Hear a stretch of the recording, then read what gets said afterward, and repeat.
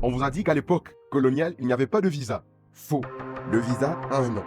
La couleur de peau. Écoutez pourquoi ça change tout. Tiken Jah Fakoly a-t-il menti? Eh bien, peut-être qu'il n'a pas tout dit. Aujourd'hui, on revient sur ces paroles adressées à notre jeunesse, frappée par le fléau de l'immigration.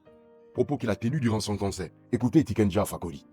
Écoutez très bien les parallèles historiques qu'il fait. Et c'est sur ce point que nous voulons revenir. J'ai l'habitude de dire à la jeunesse africaine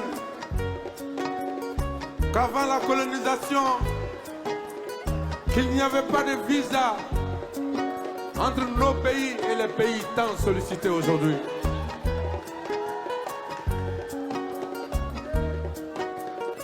Alors nos parents auraient pu faire les valises.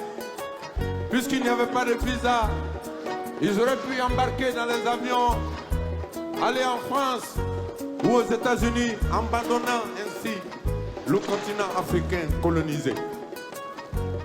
Mais ils sont restés en Afrique, ils se sont battus, ils nous ont donné la liberté qu'on appelle aujourd'hui l'indépendance.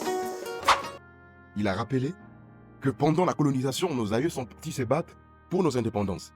Mais il a aussi laissé entendre quelque chose qu'à l'époque, il n'y avait pas de visa pour les Africains. Et nous voulons rectifier le tir. Il y avait bien un visa. Il y avait bel et bien un visa. Plus cruel encore, il n'a jamais été aboli jusqu'à ce jour. Ce visa, c'est celui de la couleur de peau. Il a servi de permis pour traiter nos frères et sœurs, plus que des Monkériens, comme des animaux, partout ailleurs. Ce n'est que lorsque nos anciens ont compris qu'ils n'avaient nulle part ailleurs où aller, qu'ils ne pouvaient point s'émigrer en Europe, en Amérique ou ailleurs, sauf sur nos terres où ils devaient rester, ils se sont sacrifiés pour notre liberté. Aujourd'hui, partir en Occident est devenu une question d'État pour beaucoup de pays occidentaux. Les jeunes afro-descendants, ils sont parfois traités comme des marchandises, et puis c'est pas parfois, mais c'est quotidiennement. Ils sont vendus, exploités, depuis le départ, en Libye, en Tunisie, au Maroc, au Moyen-Orient. En Europe, aux États-Unis, n'en parlons même plus. Qui colonise nos terres? Qui sont nos moyens de production? Ce ne sont pas simplement des étrangers. Et si les étrangers y sont, ils y sont par la bénédiction de qui? Par la bénédiction de l'État et de nos gouvernants qui sont tous des complices. Ils n'écoutent pas nos cris, ils ne les écouteront jamais. Nos droits fondamentaux ne sont pas de cadeaux. Notre liberté, notre mieux vivre, ce n'est pas un cadeau. Et il ne nous sera pas donné. Nous devons le répondre.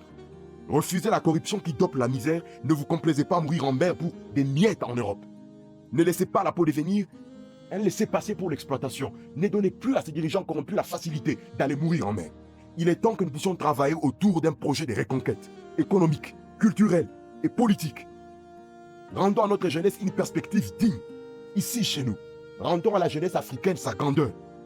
La lutte commence par la mémoire, chers jeunes Africains, par la conscience et par l'organisation.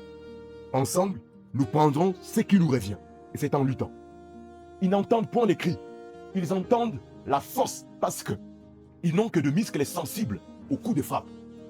Et c'est à ça que nous devons agir maintenant. Constituer un projet, nous unir pour la lutte, afin que notre mieux-être soit constitué dans nos terres, et non plus ailleurs où nous sommes traités comme des moins que rien. Vous voulez que la jeunesse africaine cesse d'être vendue? Partagez cette vidéo. Commentez quelle solution locale pour retenir nos jeunes aujourd'hui. Abonnez-vous pour rejoindre notre projet de reconquête. APLP, nous sommes toujours là pour de nouveaux décryptages et analyses. À la prochaine. Merci.